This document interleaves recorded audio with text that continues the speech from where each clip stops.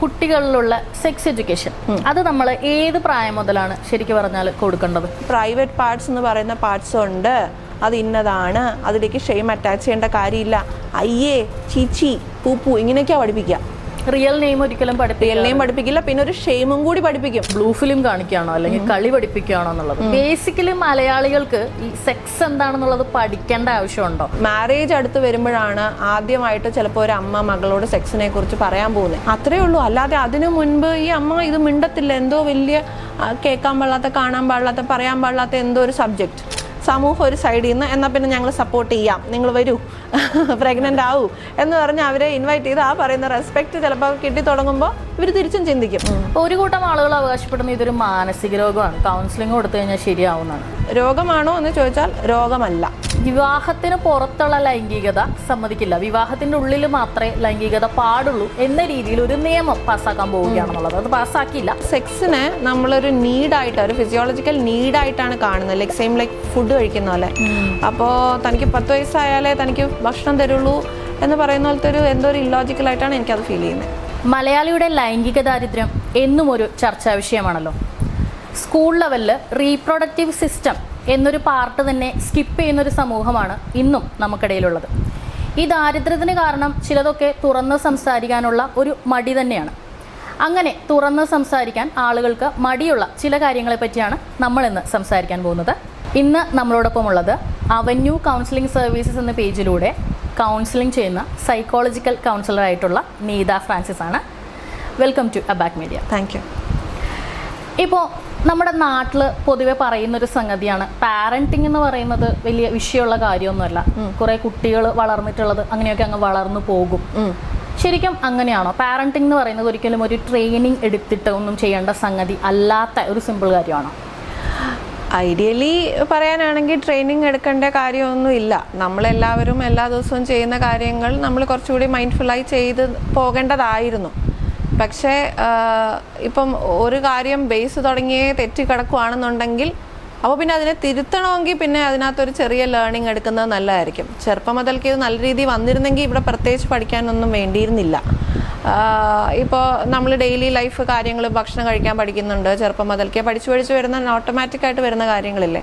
അതുപോലെ തന്നെ നമ്മളുടെ പാരൻസ് നമ്മളെ പാരൻറ്റ് ചെയ്യുന്നു, അവരുടെ പാരൻസ് നന്നായിട്ട് പാരൻറ്റ് ചെയ്യുന്നു. അങ്ങനെ വന്നിരുന്നെങ്കിൽ ഇതിന് പ്രത്യേകിച്ചൊരു പഠനത്തിൻ്റെ ആവശ്യം ഇപ്പോൾ വരില്ലായിരുന്നു. പക്ഷേ അന്നിപ്പോൾ തല്ലിയും വഴക്കു പറഞ്ഞും കുട്ടികളെ കളിയാക്കിയും മറ്റുള്ളവരുടെ മുമ്പിൽ വെച്ച് കംപ്ലയിൻറ്റ് ചെയ്തുമൊക്കെ ഉള്ള രീതികൾ ഇവിടെ ഉണ്ടായി പോയത് കൊണ്ട് ആണ് അതിനിപ്പോൾ പഠിക്കേണ്ടി വരുന്നു എന്ന് നമുക്ക് പറയേണ്ടി വരുന്നത്. ഓക്കെ, ഇപ്പം പാരൻറ്റിങ്ങിൽ തന്നെ ബന്ധപ്പെട്ടൊരു വിഷയം തന്നെയാണ്. ഇപ്പം നല്ല കുട്ടികൾ, നല്ല പാരൻറ്റിങ്ങിൻ്റെ വളർന്നു വരുന്ന കുട്ടികൾ എങ്ങനെയിരിക്കും ശരിക്കും പറഞ്ഞു കഴിഞ്ഞാൽ? നല്ല പാരൻറ്റിങ് എന്ന് പറയുമ്പോൾ എനിക്ക് തോന്നുന്നു പണ്ടൊക്കെ നമ്മുടെ ഇവിടെ ഒരു നല്ല പാരൻറ്റിങ്, ഇപ്പം വേറെ കേട്ടിട്ടുണ്ടാവുമല്ലോ. നല്ല പാരൻറ്റിങ് എന്ന് പറയുന്നത് എന്താ? നല്ല രീതിയിൽ അച്ഛനും അമ്മയും പറയുന്നതെല്ലാം അനുസരിക്കുന്ന, വീട്ടിലേക്കൊരു വലിയ എൽഡേഴ്സ് ആയിട്ടുള്ള ആൾക്കാരൊക്കെ വന്നു കഴിഞ്ഞാൽ അവരെ ബഹുമാനിക്കുന്ന, അവരെ ചിലപ്പോൾ എഴുന്നേറ്റ് നിന്ന് ബഹുമാനിക്കാൻ പറയും, അല്ലെങ്കിൽ അവർ വരുമ്പോൾ ഒന്ന് പാട്ട് പാടണം, ഡാൻസ് കളിക്കണം എന്നൊക്കെ പറയും.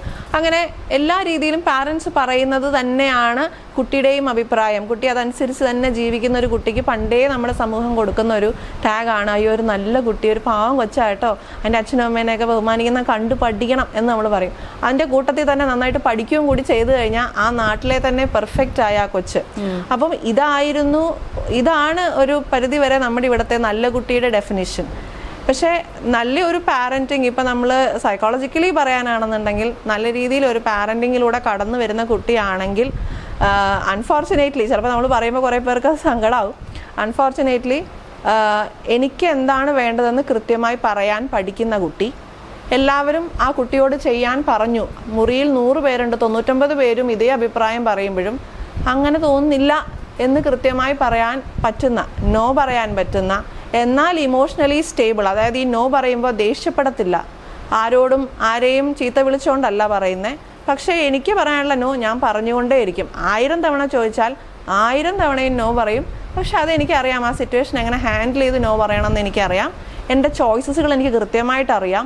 ഇതെല്ലാം അറിഞ്ഞുകൊണ്ട് ഞാൻ ചൂസ് ചെയ്യുന്ന ആൻസറാണ് നോ എങ്കിൽ അതിൽ സ്റ്റിക്ക് ചെയ്യുന്ന ഒരു കുട്ടിയെ നമുക്ക് കാണുമ്പോൾ തന്നെ മനസ്സിലാവും നല്ല ബാക്ക്ഗ്രൗണ്ടിൽ നിന്നാണല്ലോ വരുന്നത്. ഇപ്പം നമ്മൾ പറയില്ല നല്ല കുടുംബത്തിൽ നിന്ന് വരുന്നതെന്ന് പറയുന്ന പോലെ നമുക്ക് മനസ്സിലാവും ഇയാളെ ആരോ കാര്യമായിട്ട് പാരന്റ് ചെയ്തിട്ടുണ്ടല്ലോ എന്ന് നമുക്ക് ചിലപ്പോൾ തോന്നും.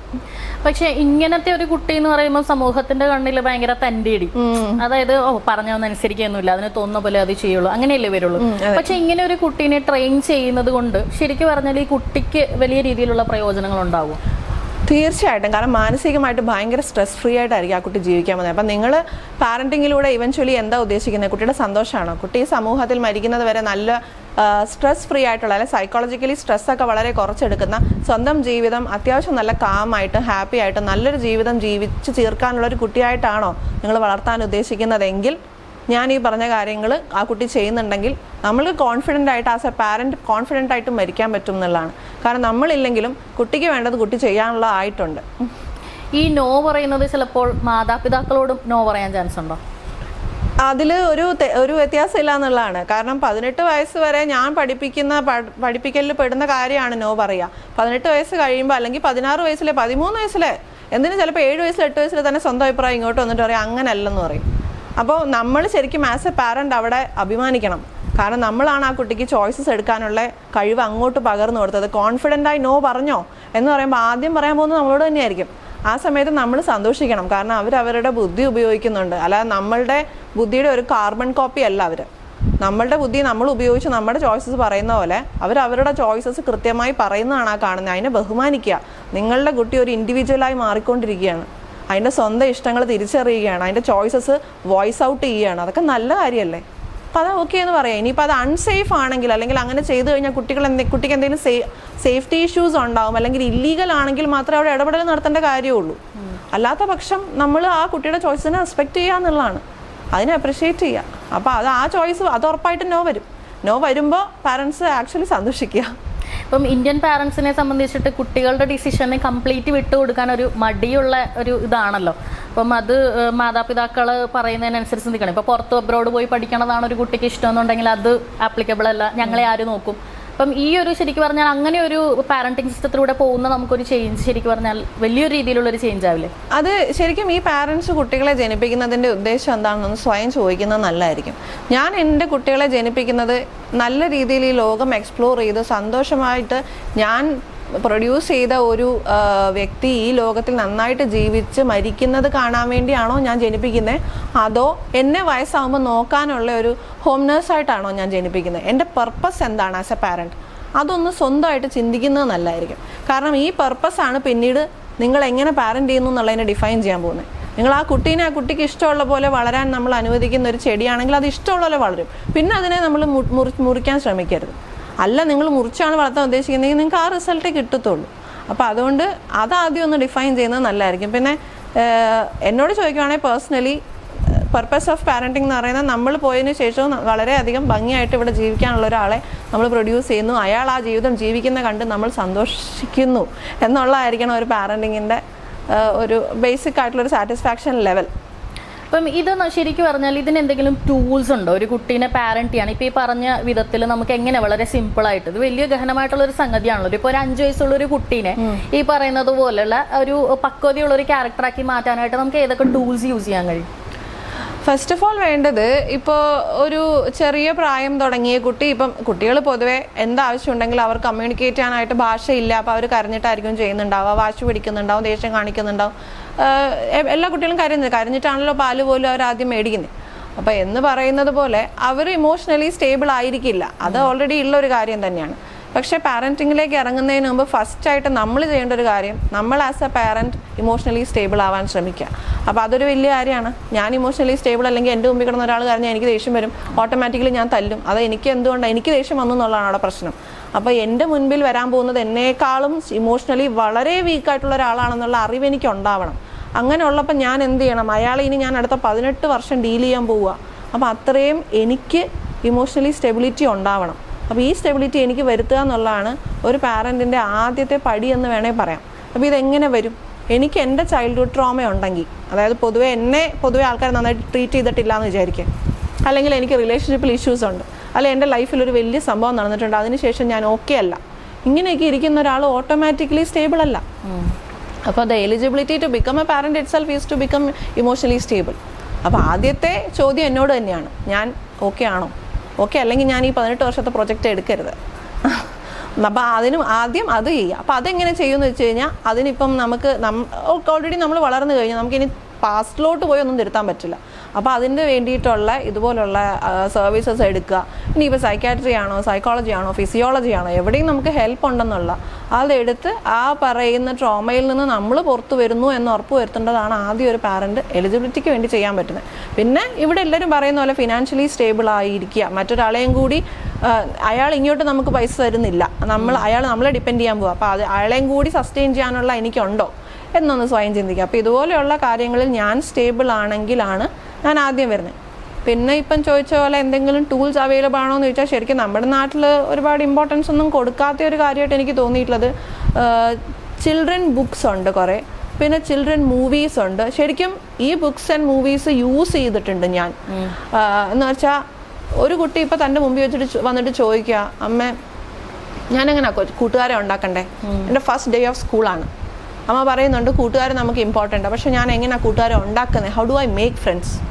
ഇതൊരു ചോദ്യമാണ്. We don't know the answer for that. അല്ലെങ്കിൽ അമ്മ എന്നോട് പറയാറില്ലേ, നമുക്ക് നോ പറയേണ്ട സമയത്ത് നമ്മൾ നോ പറയണം, പക്ഷേ ഏത് സാഹചര്യത്തിലാണ് അത് പറയണ്ടേ, എന്ത് ഓഫർ ചെയ്യുമ്പോഴാണ് പറയണ്ടേ, എനിക്ക് ഇഷ്ടമാണോ ഇഷ്ടമല്ലെന്ന് ഞാനെങ്ങനെയാണ് തിരിച്ചറിയണ്ടേ? ഇതൊക്കെ ഭയങ്കര ബേസിക് ലെവൽ ചോദ്യങ്ങളാണ്.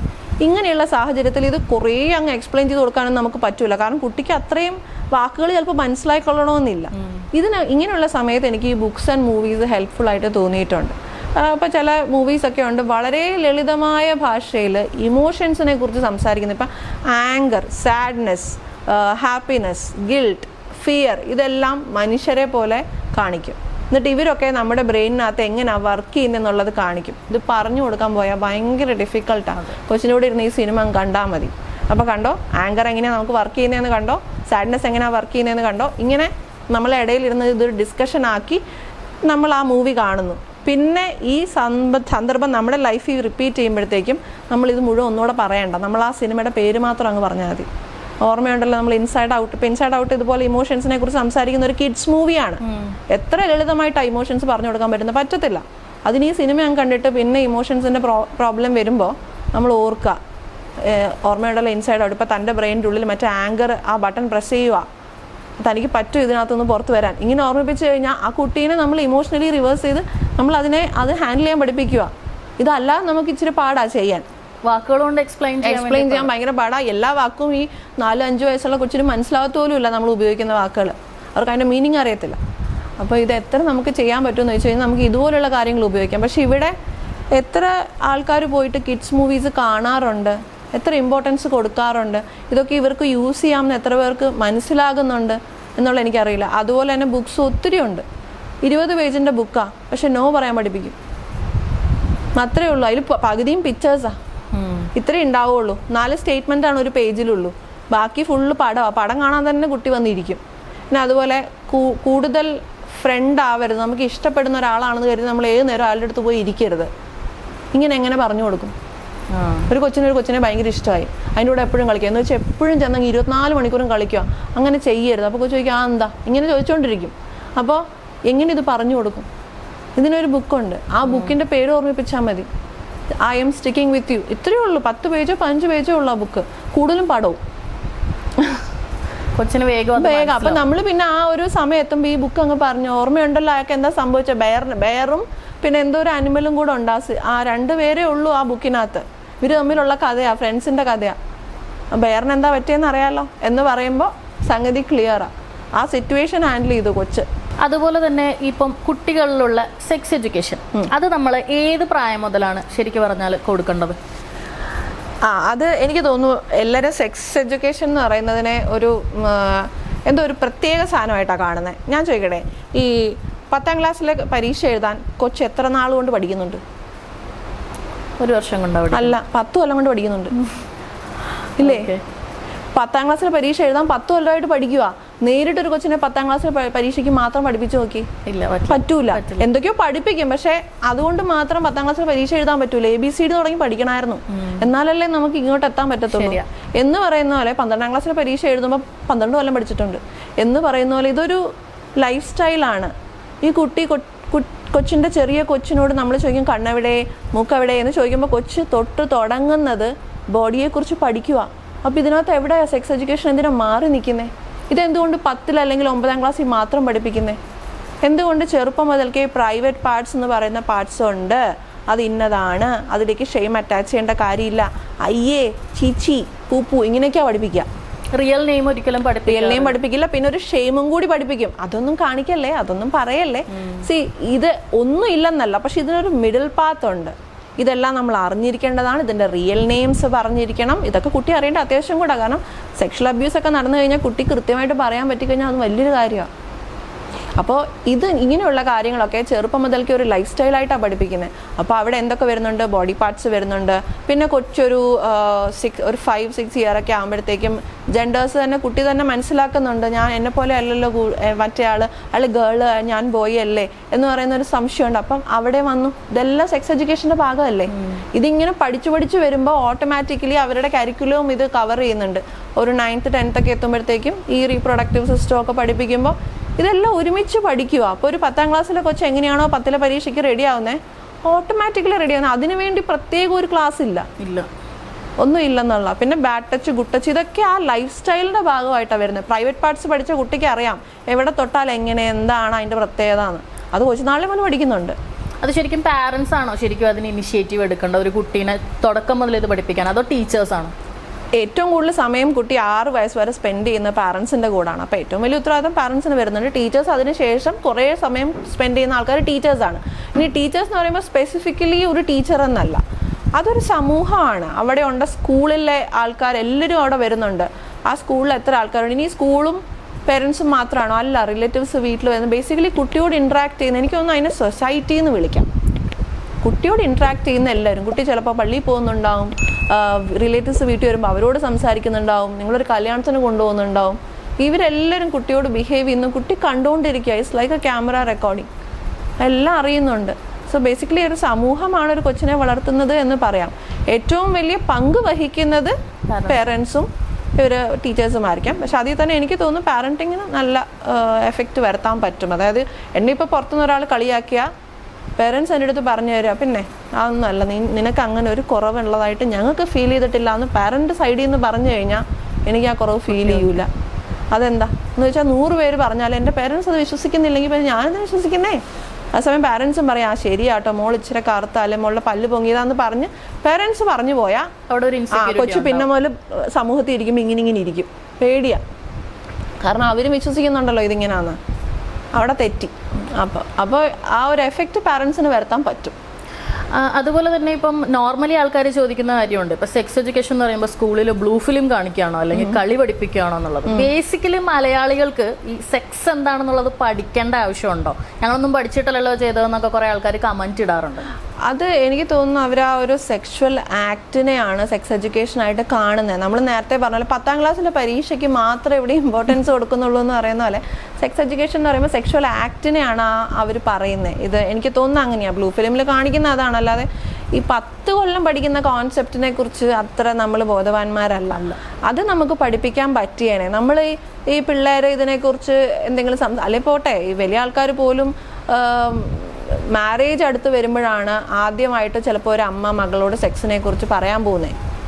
അത്രയേ ഉള്ളൂ. അല്ലാതെ അതിനു മുൻപ് ഈ അമ്മ ഇത് മിണ്ടത്തില്ല. എന്തോ വലിയ കേൾക്കാൻ പാടില്ലാത്ത, കാണാൻ പാടില്ലാത്ത, പറയാൻ പാടില്ലാത്ത എന്തോ ഒരു സബ്ജക്റ്റ്, അതാണ് സെക്സ്. ആ വാക്ക് പോലും പറയല്ല, നാണക്കേടാണ്, അയ്യേ എന്ന് പറയുന്ന പോലത്തെ ഒരു ഷെയിം അറ്റാച്ച് ചെയ്ത് വെച്ചിട്ടുണ്ട് എല്ലാ സ്ഥലത്തും.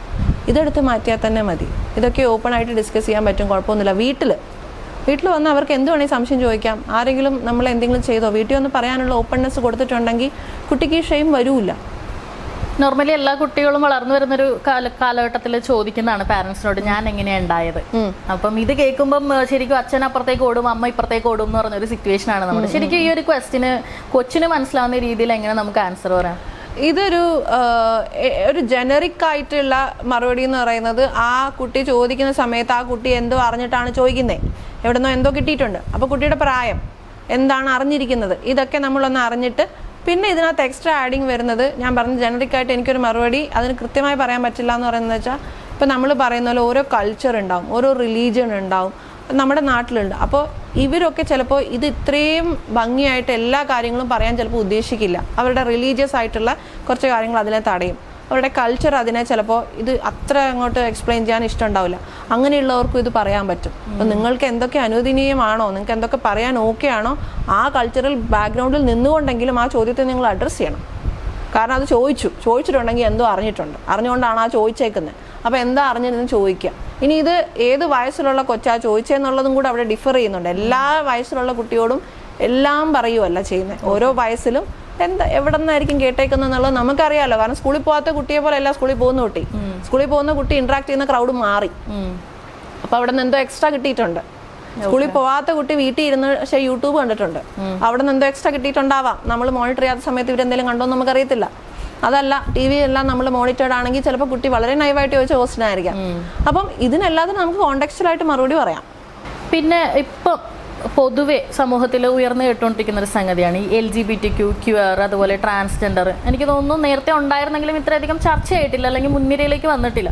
ഒരു കൂട്ടം ആളുകൾ അവകാശപ്പെടുന്ന ഇതൊരു മാനസിക രോഗമാണ്, കൗൺസിലിംഗ് കൊടുത്തു കഴിഞ്ഞാൽ ശരിയാവുന്നതാണ്. അതിനെപ്പറ്റി എന്താ പറയാനുള്ളത്? ശരിക്കും അങ്ങനെയാണോ? ഇതൊരു രോഗമാണോ? അതായത് എനിക്ക് മനസ്സിലായിടത്തോളം ഇതൊരു മാനസിക രോഗമല്ല, ഇതൊരു ഫിസിയോളജിക്കൽ ആയിട്ടുള്ള ഡിഫറൻസ് തന്നെയാണ്. പക്ഷേ അപ്പോൾ ആ ഫിസിയോളജിക്കൽ ഡിഫറൻസിനെ കുറിച്ച് കമൻറ്റ് ചെയ്യാനായിട്ട് I am not the eligible person. അപ്പോൾ അതുകൊണ്ട് അങ്ങനെ ഒരു ഫിസിയോളജിക്കലായിട്ടുള്ള ചേഞ്ചസ് അവർക്കുള്ളത് കൊണ്ട് തന്നെ അപ്പോൾ അതിനകത്ത് സൈക്കോളജി തീരെ വരുന്നില്ല എന്ന് ചോദിച്ചാൽ അങ്ങനെയല്ല. സമൂഹം അവരെ അംഗീകരിക്കാത്തതുകൊണ്ടുള്ള ബുദ്ധിമുട്ട് അതൊരു സൈക്കോളജിക്കൽ വിഷയമായിട്ട് വരുന്നുണ്ട് അതിനകത്ത്. അപ്പോൾ ഉത്തരം രോഗമാണോ എന്ന് ചോദിച്ചാൽ രോഗമല്ല. അപ്പോൾ പിന്നെ ട്രാൻസ്ജെൻഡർ ആണെന്ന് സ്വയം തോന്നുന്നൊരു വ്യക്തി, ഞാൻ പെണ്ണാണ്, ബോഡി ഉണ്ട്, പക്ഷെ മെന്റലി ഞാൻ ആണാണ്, എനിക്ക് തോന്നുന്നത് ഞാൻ ആണാണെന്നാണ്.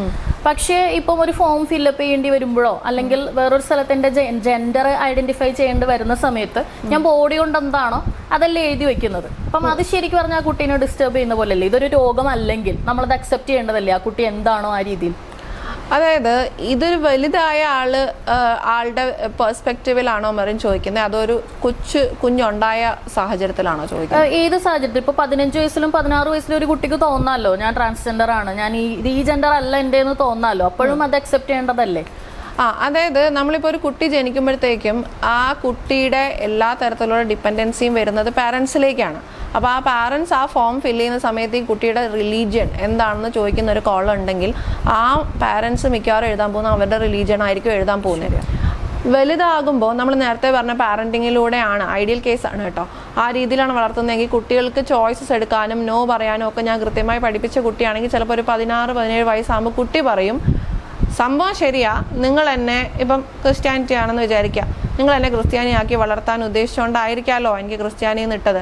പക്ഷേ ഞാൻ മൊത്തത്തിൽ മതങ്ങളെക്കുറിച്ചൊക്കെ ഒന്ന് പഠിച്ചു, എനിക്ക് എൻ്റെ അഭിപ്രായത്തിൽ ഞാൻ ഏത്തിസ്റ്റ് ആവാനാണ് എനിക്ക് തോന്നുന്നത് എന്ന് ആ കുട്ടി അഭിപ്രായപ്പെടുന്ന സമയത്ത് അതിനോട് ഈ പാരൻസോ ഇവിടുത്തെ സമൂഹമോ എതിർക്കുന്നുണ്ടോ എന്നുള്ളതാണ് ഇവിടുത്തെ ചോദ്യം. എന്ന് പറയുന്നത് പോലെ ജെൻഡർ ഇപ്പം ഫോമിൽ പാരൻസ് ചിലപ്പോൾ എഴുതിയിട്ടുണ്ടാവാം, അവർക്ക് തോന്നുന്ന ഒരു സാധനം അവർ എഴുതിയിട്ടുണ്ടാവും. കാരണം അവർക്ക് അതാണ് അന്ന് മനസ്സിലായത്, അവർക്ക് അതാണെന്ന് അവരുടെ ഡിപ്പെൻഡ് ചെയ്യുന്നൊരു കുട്ടി അവരുടെ ആഗ്രഹം കൊണ്ട് അവർ എഴുതിയിട്ടുണ്ടാകും. കാരണം കുട്ടി അന്ന് ചോയ്സ് എടുക്കാനായിട്ടുള്ള ഇതില്ല. പക്ഷേ വലുതാകുമ്പോൾ ആ കുട്ടി ഒരു ചോയ്സ് പറയുന്ന സമയത്ത് അത് ആക്സെപ്റ്റ് ചെയ്യാൻ ഇവിടുത്തെ സമൂഹവും പാരൻസും തയ്യാറാണോ എന്നൊന്ന് ചോദ്യം മാത്രമേ ശരിക്കും വാലിഡ് ഉള്ളൂ. അങ്ങനെ ആക്സെപ്റ്റ് ചെയ്യാൻ റെഡി ആണെന്നുണ്ടെങ്കിൽ പ്രശ്നമില്ല. പിന്നെ ആ കുട്ടിക്ക് ഇഷ്ടമുള്ള ആ കുട്ടിക്ക് ആവാം. അവിടെ ബുദ്ധിമുട്ട് കാണിക്കുന്നതാണ് ഇവിടുത്തെ പ്രശ്നമായിട്ട് നമ്മൾ ഡിസ്കസ് ചെയ്യപ്പെടുന്നത്. അപ്പോൾ ആ ചോയ്സ് കൊടുത്താൽ മതി ആ കുട്ടിക്ക്. ഇപ്പം ഞാൻ ട്രാൻസ്ജെൻഡർ ആണെന്ന് തിരിച്ചറിയപ്പെടുന്ന ഒരു വ്യക്തി, അല്ലെങ്കിൽ ഞാൻ LGBT ആണ്, അല്ലെങ്കിൽ ഞാൻ QR ആണെന്ന് പറയുന്ന ഒരു വ്യക്തിയെ അടച്ചിട്ടോ അല്ലെങ്കിൽ ശാരീരികമായിട്ട് ഉപദ്രവിച്ചിട്ടോ അങ്ങനെയൊക്കെ മാറ്റാൻ വേണ്ടിയിട്ട് കുറേ ശ്രമങ്ങൾ പാരൻസിൻ്റെ ഭാഗത്തുനിന്ന് ഉണ്ടാകാറുണ്ട്. അതൊക്കെ ശരിക്കും പറഞ്ഞ് ശരിയായിട്ടുള്ളൊരു രീതിയാണോ? അങ്ങനെ മാറുമോ? അതാ ഞാനിപ്പോൾ നേരത്തെ പറഞ്ഞത്. അവർക്ക് ഇഷ്ടമുള്ളത് അവർ എഴുതി പോയത് തെറ്റല്ല, അവരങ്ങനെ വിചാരിച്ചു പോയി. എനിക്ക് ജനിച്ച കുട്ടി പെണ്ണാണെന്ന് ഞാൻ വിചാരിച്ചു പോയതിൽ തെറ്റൊന്നുമില്ല. കാരണം കണ്ടപ്പോൾ അങ്ങനെ തോന്നിയിട്ടുണ്ടാവും, അത് അവർ വിശ്വസിച്ചിട്ടുണ്ടാവും, കുറേ നാളുണ്ടാവും. പക്ഷെ കുട്ടീനെ വളർത്തി കഴിഞ്ഞപ്പോൾ കുട്ടി പറഞ്ഞപ്പോൾ മാറാനായിട്ട് എനിക്ക് എത്രത്തോളം ആക്സെപ്റ്റൻസ് വരുന്നുണ്ട് ആസ് എ പാരൻറ്റ്, എൻ്റെ കുട്ടി പറയുന്നതിനെ റെസ്പെക്ട് ചെയ്യാൻ എനിക്ക് എത്ര ആക്സെപ്റ്റൻസ് വരുന്നുണ്ടോ അവിടെയാണ് ഈ പ്രശ്നം തുടങ്ങുന്നത്. ആക്സെപ്റ്റൻസ് ഉണ്ടായി നോക്കൂ, പോട്ടെ ഈ കോണ്ടെക്സ്റ്റിലേക്ക് വരണ്ട. ഞാൻ എൻ്റെ കുട്ടീനെ ക്രിസ്ത്യാനായിട്ട് വളർത്തിയിട്ട് നാളെ ആ കുട്ടി ഏത്തിസ്റ്റ് ആണോ എന്ന് പറയുമ്പോൾ കൂട്ടിയിട്ട് തല്ലുന്ന പോലെ തന്നെയുള്ളൂ ഇതും. ഈ സെയിം ടോപ്പിക്കാണ്, കുറച്ചുകൂടി വെയിറ്റ് ഇവിടെ കൂടുതൽ വരുന്നു എന്നുള്ളതേ ഉള്ളൂ. പണ്ട് പക്ഷേ റിലീജിയൻ എങ്ങനെയാണോ വന്നിരുന്നത് ഇപ്പം അത് കുറയുന്നുണ്ട് എന്ന് പറയുന്നത് ഇപ്പോൾ ഇതിന് വരുന്നു. ഇത് കാലക്രമേണ അതും മാറും. അതുപോലെ തന്നെ ഇപ്പം കല്യാണം കഴിക്കാൻ താല്പര്യമില്ലാത്ത അല്ലെങ്കിൽ കുട്ടികൾ വേണ്ട എന്ന് പറയുന്ന, എനിക്ക് തോന്നുന്നു ഏറ്റവും കൂടുതൽ സ്ത്രീകളാണ്. ഒരുപാട് പേര് ഇപ്പോൾ ഉണ്ട്. അപ്പം ഇത് ശരിക്കും പറഞ്ഞാൽ നമ്മുടെ നാളെയുള്ള ഒരു സമൂഹത്തിനെ നെഗറ്റീവായിട്ട് ബാധിക്കില്ല? ഇങ്ങനെ എല്ലാവരും എനിക്ക് കുട്ടി വേണ്ട, കല്യാണം വേണ്ട എന്ന് പറഞ്ഞു കഴിഞ്ഞാൽ നമ്മുടെ ഒരു സമൂഹത്തിൻ്റെ ഒരു കെട്ടുറപ്പ്, അതേപോലെ സദാചാരപരമായിട്ടുള്ള കാര്യങ്ങളൊക്കെ അവിടെ പോയി നിൽക്കും എന്നൊരു ചോദ്യം ഉയർന്നു വരുന്നുണ്ട്. അപ്പോൾ ഇത് ശരിക്കും പറഞ്ഞാൽ അക്സെപ്റ്റബിൾ ആണോ ഒരു വ്യക്തി അങ്ങനെ തീരുമാനം എടുക്കുന്നത്? ശരിക്കും നമ്മളിപ്പോൾ നേരത്തെ പറഞ്ഞ അഗെയിൻ ആ ഒരു ഐഡിയൽ പാരൻറ്റിങ്ങിൻ്റെ ഇതിൽ രീതിയിൽ ഒരാൾ വരികയാണ്. അപ്പോൾ ഐഡിയൽ ആയിട്ടുള്ള പാരൻറ്റിങ് അല്ലെങ്കിൽ പോലും അയാൾ വലുതായി കഴിഞ്ഞപ്പോൾ അയാൾക്ക് തോന്നുവാണ് എൻ്റെ ചോയ്സസിന് എനിക്ക് കുറച്ചുകൂടെ മുൻതൂക്കം കൊടുക്കാം. കാരണം ഇപ്പം സ്ത്രീകളെല്ലാവരും എഡ്യൂക്കേറ്റഡ് ആണ്. അപ്പോൾ അവർക്ക് ജോലി കിട്ടിയപ്പോൾ അവർക്ക് തോന്നുകയാണ് എനിക്കിപ്പോൾ കല്യാണം വേണ്ട, എനിക്കിപ്പോൾ എന്താ പറയുക കുട്ടി വേണ്ട എന്നൊക്കെ തോന്നുന്നുണ്ടെങ്കിൽ അത് അവരുടെ ഒരു ചോയ്സാണ് ശരിക്കും. പിന്നെ ഇത് സമൂഹത്തിനെ എഫക്റ്റ് ചെയ്യുന്നുണ്ടോ എന്ന് ചോദിച്ചാൽ എന്തുകൊണ്ടാണ് ഈ 99% സ്ത്രീകൾ അങ്ങനെ പറയുന്നത്? അതെന്തുകൊണ്ടായിരിക്കും എന്ന് നമുക്ക് വേണമെങ്കിൽ ചോദിക്കാമല്ലോ. ഒരു എക്സ്ട്രീമിസം എവിടെയെങ്കിലും ഫീൽ ചെയ്താൽ നമുക്ക് അതിനകത്ത് അതെങ്ങനെ ഉണ്ടായെന്ന് കൂടി ചോദിക്കണമല്ലോ. അപ്പോൾ ഈ സ്ത്രീകൾക്കൊക്കെ ഇത്രയും നെഗറ്റീവായിട്ട് മാരേജിനെയും കുട്ടി ജനിക്കുന്ന അല്ലെ പാരൻറ്ഹുഡിനെ കാണണമെന്നുണ്ടെങ്കിൽ അവരെന്ത് അറിവിനെ ബേസ് ചെയ്തിട്ടാണ് ആ പറയുന്നതെന്നൊരു ചോദ്യം അവിടെ വാലിഡ് ആണ്. 1-2 പേരല്ലേ ഇത് സ്വന്തം ചോയ്സ് ആയിട്ടല്ല പറയുന്നത്. എന്തോ ഒരു പേടിപ്പിക്കൽ കിട്ടിയ പോലെ നമുക്ക് തോന്നുന്നുണ്ട് ഇല്ലേ? എല്ലാവരും അങ്ങ് പറയുമോ അയ്യോ എനിക്ക് വേണ്ട എന്ന് പറയുന്ന ഒരു രീതിയിലോട്ടാണ് ഇത് പാടുന്നതെങ്കിൽ എന്തോ ഒരു ലേണിംഗ് കിട്ടിയിട്ടുണ്ട്. എന്തായിരിക്കും ആ ലേണിംഗ്? അവരുടെ അമ്മയും ആൻറ്റിമാരും ഇവിടെ ഉണ്ടായിരുന്ന അമ്മമാരും ഒക്കെ ജീവിച്ചതും ജീവിച്ച സാഹചര്യങ്ങളും പാരൻറ്റിങ് അല്ലെങ്കിൽ ഒരു അമ്മയായി കഴിഞ്ഞാൽ ഉണ്ടാകുന്ന ബുദ്ധിമുട്ടും കിട്ടാത്ത സപ്പോർട്ടുകളും കിട്ടുന്ന ചീത്തവിളികളും സപ്രസങ്ങും എല്ലാം കണ്ട് അതെനിക്ക് വേണ്ട എന്നായിരിക്കും ചിലപ്പോൾ പറയുന്നത്. അല്ലാതെ പാരൻ്റ് ആവണ്ടെന്നായിരിക്കുമല്ലോ ചിലപ്പോൾ പറയണേ. പാരൻ്റ് ആയി കഴിഞ്ഞാൽ പിന്നെ എനിക്ക് കിട്ടാൻ പോകുന്ന ഈ ആനുകൂല്യങ്ങൾ കുറയുന്നു, അല്ലെങ്കിൽ അച്ഛനെന്ന് പറയുന്ന ആ പൊസിഷനിൽ നിൽക്കുന്ന ആൾ വേണ്ടത്ര സപ്പോർട്ട് കൊടുക്കുന്നതായി ഞാൻ കണ്ടിട്ടില്ല. അപ്പോൾ പിന്നെ ഞാൻ എന്തിനാ അതിലേക്ക് മനഃപൂർവ്വം എടുത്ത് ചാടുന്നത്? അപ്പോൾ ഇങ്ങനെ 99% പേരും അവിടെ പറയുന്നുണ്ടെങ്കിൽ I still don't know whether എല്ലാവരും അങ്ങനെ പറയുന്നുണ്ടോയെന്ന്. പറയുന്നുണ്ടെങ്കിൽ അതിൽ നമ്മുടെ സമൂഹത്തിന് എന്തെങ്കിലും കൈയുണ്ടോ എന്നൊന്ന് അന്വേഷിക്കുന്നത് നല്ലതായിരിക്കും. അങ്ങനെ ഉണ്ടെങ്കിൽ അത് മാറ്റുക. അപ്പോൾ അത് മാറ്റാനാണ് ഇവർ ഈ ശ്രമിച്ചുകൊണ്ടിരിക്കുന്നത്. അപ്പോൾ ഇവരിങ്ങനെ പൊതുവെ ആരും ഇങ്ങനെ പാരൻ്റ് ആവാതെ വരുമ്പോഴത്തേക്കും സമൂഹം ഒരു സൈഡിൽ നിന്ന് എന്നാൽ പിന്നെ ഞങ്ങൾ സപ്പോർട്ട് ചെയ്യാം, നിങ്ങൾ വരൂ, പ്രഗ്നൻ്റ് ആവൂ എന്ന് പറഞ്ഞ് അവരെ ഇൻവൈറ്റ് ചെയ്ത് ആ പറയുന്ന റെസ്പെക്റ്റ് ചിലപ്പോൾ കിട്ടി തുടങ്ങുമ്പോൾ ഇവർ തിരിച്ചും ചിന്തിക്കും. അപ്പോഴും ചിലപ്പോൾ സെൽഫ് ചോയ്സിൽ ചില ആൾക്കാരില്ല, എനിക്ക് പാരൻ്റ് ആവേണ്ടാത്തതുകൊണ്ടാണെന്ന് പറയുന്നവരുണ്ടെങ്കിൽ അത് അവരുടെ ഫ്രീ ചോയ്സാണ്. മറ്റേത് പേടി കൊണ്ടുണ്ടായതാണ്. അപ്പോൾ ആ പേടിപ്പിക്കൽ നിർത്തുമ്പോൾ വരാനുള്ളവർ ഇങ്ങോട്ട് വന്നോളൂ. ഇപ്പം കുറച്ച് മുമ്പ് വന്നൊരു വാർത്തയാണ്, പാർലമെന്റിൽ, ഇന്ത്യൻ പാർലമെന്റിൽ വിവാഹത്തിന് പുറത്തുള്ള ലൈംഗികത സമ്മതിക്കില്ല, വിവാഹത്തിന്റെ ഉള്ളിൽ മാത്രമേ ലൈംഗികത പാടുള്ളൂ എന്ന രീതിയിൽ ഒരു നിയമം പാസ്സാക്കാൻ പോവുകയാണെന്നുള്ളത്. അത് പാസ്സാക്കിയില്ല. പക്ഷെ അങ്ങനെ ഒരു സംഭവം വന്നാൽ നമ്മുടെ ഇന്ത്യയിൽ അങ്ങനെ ഒരു സംഭവം ഇനി ആപ്ലിക്കബിൾ ആവുമോ? എത്രത്തോളം അതൊരു നെഗറ്റീവായിട്ട് സമൂഹത്തിനെ ബാധിക്കും? അത് ലൈക്ക് അതായത് സെക്സിനെ നമ്മളൊരു നീഡായിട്ട്, ഒരു ഫിസിയോളജിക്കൽ നീഡായിട്ടാണ് കാണുന്നത്. ലൈക്ക് സെയിം ലൈക്ക് ഫുഡ് കഴിക്കുന്ന പോലെ. അപ്പോൾ തനിക്ക് 10 വയസ്സായാലേ തനിക്ക് ഭക്ഷണം തരുള്ളൂ എന്ന് പറയുന്ന പോലത്തെ ഒരു എന്തോ ഒരു ഇല്ലോജിക്കലായിട്ടാണ് എനിക്കത് ഫീൽ ചെയ്യുന്നത്. അത് ശരിക്കും പറഞ്ഞാൽ നമ്മുടെ നാട്ടിൽ അങ്ങനത്തുള്ള കാര്യങ്ങൾ നാട്ടിലല്ല, ഏക്കാണെങ്കിലും ഫുഡ് കൊടുക്കണമെങ്കിൽ ഇത്ര വയസ്സായാലേ ഫുഡ് കൊടുക്കാൻ പറ്റത്തുള്ളൂ എന്ന് പറയുന്ന പോലത്തെ എന്തോ ഒരു ഇല്ലോജിക്കൽ ആയിട്ടുള്ള ഒരു ചോദ്യം പോലെ എനിക്കത് ആ ലോയിനെ തോന്നുന്നത്. അപ്പം അത് പാസ്സായില്ല. കാരണം ഇത് പാസ്സാക്കാൻ വേണ്ടി കൊണ്ടുവന്നതിൻ്റെ ഒരു റീസൺ പറഞ്ഞത് നമ്മുടെ ഇന്ത്യയിലെ സദാചാരപരമായിട്ടുള്ള കുറേ കാര്യങ്ങളുണ്ടല്ലോ, അതിനെ പ്രൊട്ടക്ട് ചെയ്യാൻ വേണ്ടിയിട്ടാണ് ഈ ഒരു സംഗതി കൊണ്ടുവരുന്നത്. ശരിക്കും ഇങ്ങനത്തെ നിയമങ്ങൾ കൊണ്ടുവന്നത് കൊണ്ട് ഇപ്പം ആളുകൾ സെക്സ് ചെയ്യുന്നത് കല്യാണത്തിൻ്റെ ഉള്ളിൽ മാത്രമായിട്ട് ഒതുങ്ങുന്ന ആ ഒരു രീതിയിൽ വന്നു കഴിഞ്ഞാൽ ഭയങ്കര ഫ്രസ്ട്രേറ്റഡ് ആയിരിക്കൂലേ? എനിക്ക് തോന്നുന്നു ഈ എന്താ പറയുക, ഈ നമ്മൾ പുറമേന്ന് മാത്രം എന്തൊക്കെയോ ചെയ്യുന്ന പോലെ എനിക്ക് ഫീൽ ചെയ്യുന്നു. ബേസിക്കലി വേണ്ടത്, നിങ്ങൾ ഉദ്ദേശിക്കുന്നത് ഒരു മനുഷ്യൻ സെക്ഷലി ബുദ്ധിമുട്ടാൻ അല്ലെങ്കിൽ അതുകൊണ്ട് ബുദ്ധിമുട്ടാൻ പാടില്ല എന്നാണോ, ഹാപ്പി ആയിരിക്കണം എന്നാണോ, എന്താണ് ആ ലോ കൊണ്ട് മനുഷ്യരുടെ എന്ത് നന്മയാണ് ഇവർ ഉദ്ദേശിക്കുന്നതെന്ന് എനിക്കൊന്ന് മനസ്സിലായാൽ നമുക്ക് വേറെ സൊല്യൂഷൻ അതിന് കൊടുക്കാമായിരുന്നു. അതായത് ഇപ്പോൾ ഒരു മാരേജിൽ എന്തെങ്കിലും പ്രോബ്ലം ഉണ്ടോ, എനിക്ക് തോന്നുന്നു കുറച്ചുകൂടി ബെറ്റർ വേ അതായിരിക്കും. മനുഷ്യർ ഹാപ്പി ആണെന്നുണ്ടെങ്കിൽ ഇറ്റ്സ് ഗുഡ്, അതുപോലെ. പിന്നെ എന്തിനാ ഈ ടെമ്പററി സൊല്യൂഷൻ പോലെ അവിടെ ഇവിടെയൊക്കെ കെട്ടിവെക്കുന്നത്? ബേസിക് ആയിട്ടുള്ള പ്രോബ്ലം അങ്ങ് സോൾവ് ചെയ്താൽ പോരെ എന്നാണ്. അല്ലാതെ ഈ നീഡൊക്കെ എന്തിനാ, അങ്ങനെ അല്ലല്ലോ അത് ചെയ്യണ്ടേ. അതേപോലെ തന്നെ ഇപ്പം ഡിവോഴ്സ് കേസസിന്റെ എണ്ണവും ക്രമാതീതമായി വർദ്ധിച്ചു വന്നുകൊണ്ടിരിക്കുകയാണ് നമ്മുടെ നാട്ടിൽ. ഭയങ്കര കോംപ്ലിക്കേറ്റഡും ആണ്. എത്രയും പെട്ടെന്നൊന്നും ആളുകൾക്ക് നമ്മുടെ നാട്ടിൽ ഡിവോഴ്സ് കിട്ടാറുമില്ല. അപ്പോൾ ഇതും ഈ പറഞ്ഞ പോലെ സമൂഹത്തിനെ മോശമായിട്ട് ബാധിക്കുന്നൊരു സംഗതിയാണ്. ഇതിൻ്റെ ഒരു കാരണം ഫെമിനിസം ആണെന്നൊക്കെയാണ് പറയുന്നത്. അത് ശരിയാണോ? ഏത് തീരുമാനം, ഇപ്പം കല്യാണം മോശമാണോ നല്ലതാണോ എന്ന് ചോദിക്കുന്ന പോലെ തന്നെ ഉള്ളൂ ഡിവോഴ്സും. അതും ഒരു തീരുമാനം, മറ്റേതും ഒരു തീരുമാനം എന്ന് പറയുന്നേ ഉള്ളൂ. എത്രത്തോളം ഈ തീരുമാനത്തിലേക്ക് പോകുന്നതിന് മുൻപ് ആ തീരുമാനം എടുക്കുന്നയാൾ സൈക്കോളജിക്കലി പ്രിപ്പയർഡ് ആണെന്നുള്ളതാണ് ഇവിടുത്തെ ചോദ്യം. കല്യാണത്തിലേക്ക് പോകുന്ന സമയത്ത് താൻ കല്യാണം കഴിക്കാൻ പ്രിപ്പയർഡ് ആണോ? സൈക്കോളജിക്കലി മറ്റൊരാളെ തൻ്റെ ലൈഫിലോട്ട് കൺസിഡർ ചെയ്യാൻ തയ്യാറല്ലെന്നുണ്ടെങ്കിൽ അത് ബുദ്ധിമുട്ടാണ്. പിന്നെ ആ മാരേജ് ബുദ്ധിമുട്ടായിരിക്കും. അപ്പോൾ അത് ഡിവോഴ്സ് ചെയ്യുമ്പോഴത്തേക്ക് ചിലപ്പോൾ അത് നല്ലൊരു സൊല്യൂഷൻ ആയിരിക്കും അയാൾക്ക്.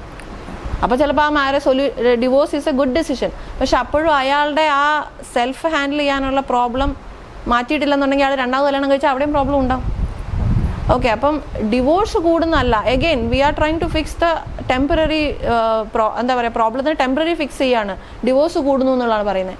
എന്തിനാ ഡിവോഴ്സ് കൂടുന്നത്? അപ്പോൾ എന്തോ സംഭവിക്കുന്നുണ്ടല്ലോ ഇവിടെ. What is happening? So somebody is not okay. Why are they not okay? അവർക്ക് എന്താ ട്രോമയാണോ? എന്നാൽ ട്രോമനെ അഡ്രസ്സ് ചെയ്യും. ചിലപ്പോൾ ആ ഡിവോഴ്സ് അയാൾ ചെയ്യാതിരിക്കും. ചിലപ്പോൾ അയാൾ ആ ഡിവോഴ്സ് ചിലപ്പോൾ വേണ്ട ഡിവോഴ്സ് ആണെങ്കിൽ അത് ചെയ്യും. അറ്റ്ലീസ്റ്റ് അയാൾ അവിടെ ക്ലിയർ ആയിരിക്കും. നെക്സ്റ്റ് ഒരു തീരുമാനത്തിലെങ്കിലും ഹാപ്പി ആയിരിക്കും. ഇപ്പോൾ ഡിവോഴ്സ് ചെയ്തിട്ട് പിന്നെ അടുത്ത ആൾ പോയിട്ട് അവിടെയും പ്രശ്നമാണ്. അപ്പോൾ അവിടെയും ഡിവോഴ്സ് ചെയ്ത് എത്ര ഡിവോഴ്സ് ചെയ്യും? അപ്പം ഇത് ശരിക്കും പറഞ്ഞാൽ ഈ സ്ത്രീ ശാസ്ത്രീകരണം അല്ലെങ്കിൽ ഫെമിനിസം ഒക്കെ കൂടുതലായതുകൊണ്ടാണ് സ്ത്രീകൾ കൂടുതൽ ഡിവോഴ്സ് ചെയ്യാനായിട്ട് ഇങ്ങനെ വരുന്നത്. അതൊരു റീസൺ ആണോ ആക്ച്വലി? സ്ത്രീ ശാസ്ത്രീകരണത്തിൻ്റെ ഭാഗമായിട്ട് അത് ഏത് എക്സ്റ്റെൻറ്റ് വരെ പോകുന്നുണ്ട് എനിക്ക് അതിനെ ജനറലൈസ് ചെയ്ത് നമുക്ക് ശരിക്കും പറഞ്ഞാൽ അറ്റ്ലീസ്റ്റ് എനിക്ക് ഒന്നിനെ അങ്ങനെ ജനറലൈസ് ചെയ്ത് പറയാൻ പറ്റില്ല. കാരണം ഓരോരുത്തരും ഫേസ് ചെയ്യുന്നത് ഓരോ ബുദ്ധിമുട്ടായിട്ടാണ് എനിക്ക് തോന്നിയിട്ടുള്ളത്. 2 പേര് ഞങ്ങളുടെ മാരേജിൽ പ്രോബ്ലം ഉണ്ടെന്ന് പറഞ്ഞ് 2 പേര് വരികയാണ്.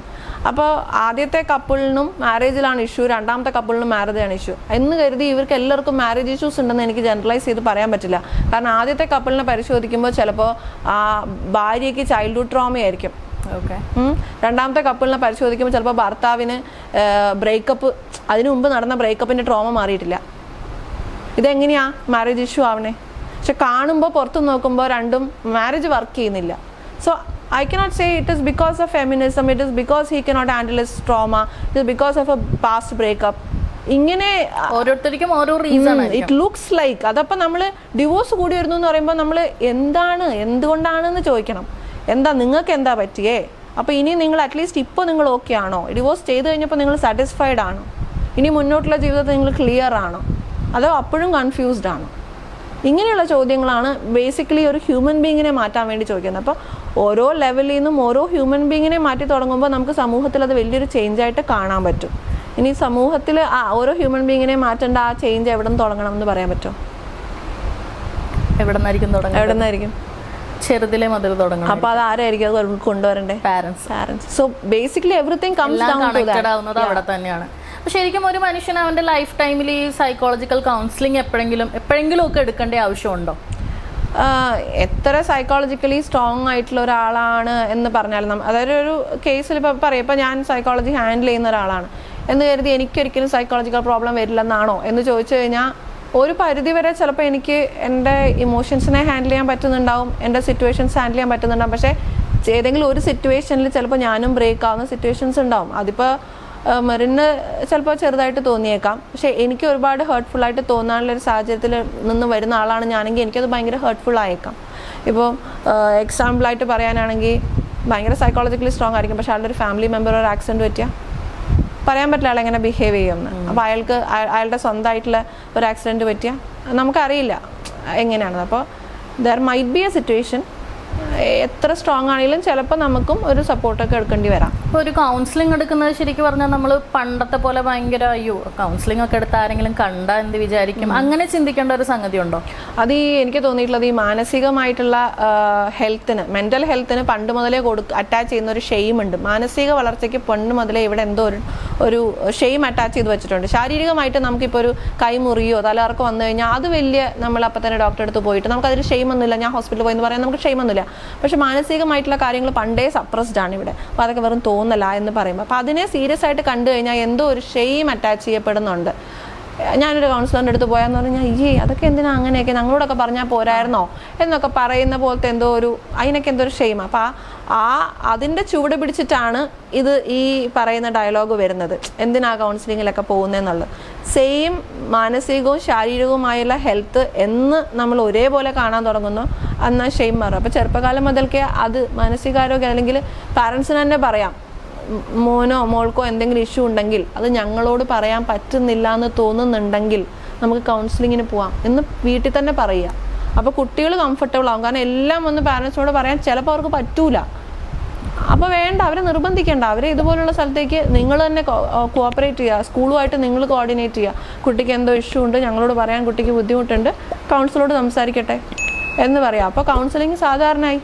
ഇപ്പം ചില ആളുകൾ പെട്ടെന്ന് ദേഷ്യപ്പെടും, ഭയങ്കരമായിട്ട് ദേഷ്യപ്പെടും. അപ്പം നമ്മൾ പുറമേ നിന്ന് കാണുന്ന ഒരാൾക്ക് അസ്വാഭാവികമായിട്ട് ഇയാൾ പെരുമാറുന്നുണ്ടല്ലോ, ഇയാളുടെ ഇമോഷൻസ് ഹാൻഡിൽ ചെയ്യുന്നുണ്ടല്ലോ എന്ന് ചോദിക്കും. പക്ഷെ എന്തെങ്കിലും പ്രശ്നമുണ്ടോ എന്ന് ചോദിച്ചാൽ അയാൾക്ക് ഒന്നും അറിയില്ല. അയാൾക്ക് അങ്ങനെ ഐഡന്റിഫൈ ചെയ്യാത്ത രീതിയിലുള്ള ട്രോമകളോ അല്ലെങ്കിൽ മെന്റൽ ഇഷ്യൂസോ ആളുകൾക്ക് ഉണ്ടാവുമോ? ഇന്ന റീസൺ ആണെന്ന് അവർക്ക് തന്നെ അറിയാൻ പറ്റാത്ത? അത് എനിക്ക് തോന്നുന്നു അത് കുറേ പേർക്ക് അങ്ങനെ ഉണ്ടെന്നുള്ളതാണ്. മിക്കവാറും പേർക്ക് ചിലപ്പോൾ ഐഡൻറ്റിഫൈ ചെയ്യാൻ ഇച്ചിരി ബുദ്ധിമുട്ടാണ് അത് കൃത്യമായിട്ട്. ചില ആൾക്കാർ എൻ്റെ അടുത്ത് വരുമ്പോൾ അവർ പറയുന്നൊരു കാര്യം, ഞങ്ങൾ ഒന്ന് പ്രിപ്പയർ ചെയ്യുമായിരുന്നു എന്ന് പറയും. സോ എനിക്ക് പറയാനുള്ളത് അങ്ങനെ പ്രിപ്പയർ ചെയ്യണ്ട. കാരണം നമുക്ക് ചിലപ്പോൾ അത് പറ്റൂല. ഇപ്പോൾ എനിക്കാണെങ്കിൽ പോലും എൻ്റെ ആക്ച്വൽ പ്രോബ്ലം എന്താണെന്ന് കണ്ടുപിടിക്കാൻ ചിലപ്പോൾ പറ്റൂല. പക്ഷേ when you talk to a professional, അത് അവരുടെ ജോലിയായിട്ട് നിങ്ങൾ കാണുക. നമ്മൾക്ക് എന്താണോ തോന്നുന്നത് അവരോട് പറയാം. എനിക്ക് ഇടയ്ക്കിടയ്ക്ക് ദേഷ്യം വരുന്നുണ്ട്, ഇങ്ങനെ മാത്രം പറഞ്ഞാൽ മതി. അതിൻ്റെ ഗഹനമായ രീതിയിൽ എങ്ങനെ അതിന് കൊണ്ടുപോകണം എന്നുള്ളത് അവർക്കറിയാം. ആ ചെയ്യുന്നവരത് ചെയ്തോളും. അപ്പോൾ അതുകൊണ്ട് അത് കണ്ടുപിടിച്ചിട്ട് കൗൺസിലിംഗ് എടുക്കാൻ നിൽക്കണ്ട. കാരണം അത് ഭയങ്കര ഡ്രെയിനിങ് ആണ്. എന്താ എനിക്ക് ദേഷ്യം വരുന്നത്, എന്തിനാ ഞാൻ എപ്പോഴും കരയുന്നത്, എന്താ ഞാൻ ഇത്രയും ടെൻഷൻ അടിക്കുന്നതെന്ന് സ്വയം ഒരാൾ ചിന്തിക്കാൻ തുടങ്ങിയാൽ അയാൾക്ക് ചിലപ്പോൾ അതിൻ്റെ ബേസ് കിട്ടൂല. അത് അയാൾക്ക് ഭയങ്കര ഡ്രെയിനിങ്ങും ആയിരിക്കും. അപ്പോൾ പിന്നെ അയാൾ ഉൾവലിയാൻ തുടങ്ങും. പുറത്തു പോയുമ്പോഴല്ലേ, ആൾക്കാർ കാണുമ്പോഴല്ലേ ഇതൊക്കെ പ്രശ്നം വരുന്നുള്ളൂ. എന്നാൽ ഞാനിനി ആരുടെയും കൂടെ പോകുന്നില്ല, ഞാനിനി വരുന്നില്ല, വന്നാലല്ലേ ദേഷ്യപ്പെടുള്ളൂ എന്ന് പറഞ്ഞിട്ട് ഉൾവലിഞ്ഞ് പിന്നെ ചിലപ്പോൾ ഡിപ്രഷനായിട്ട് അങ്ങനെ ഇങ്ങനെയൊക്കെ വേറെ സ്ഥലങ്ങളിലോട്ടൊക്കെ പോകാം. സോ ബേസിക്കലി അങ്ങനെ നിങ്ങൾ പ്രിപ്പയർ ചെയ്യണമെന്ന് വിചാരിക്കേണ്ട. അത് കണ്ടുപിടിക്കാനാണ് ആ മെൻ്റൽ ഹെൽത്ത് മുഴുവൻ സപ്പോർട്ട് ചെയ്യാനിരിക്കുന്നത്. സോ കണ്ടുപിടിച്ചില്ലെങ്കിലും കുഴപ്പമൊന്നുമില്ല, അത് അവർ ചെയ്തോളും. അതിന് വേണ്ടിയിട്ടുള്ളതും ചെയ്തു തന്നോളും. ഓക്കെ, അപ്പോൾ ഇത്ര നേരം ഞങ്ങൾക്ക് വേണ്ടി ചെലവഴിച്ചതിന് വളരെ നന്ദി. ഇനിയും കുറച്ചും കൂടി ആളുകൾക്ക് എന്താ പറയുക ഉപയോഗപ്രദമായിട്ടുള്ള ക്വസ്റ്റ്യൻസ് ആയിട്ട് ഞാൻ വീണ്ടും വിളിക്കുന്നതായിരിക്കും. അപ്പോൾ ഒന്ന് ഇതുപോലെ പറഞ്ഞു തരണം. Thank you madam, thank you.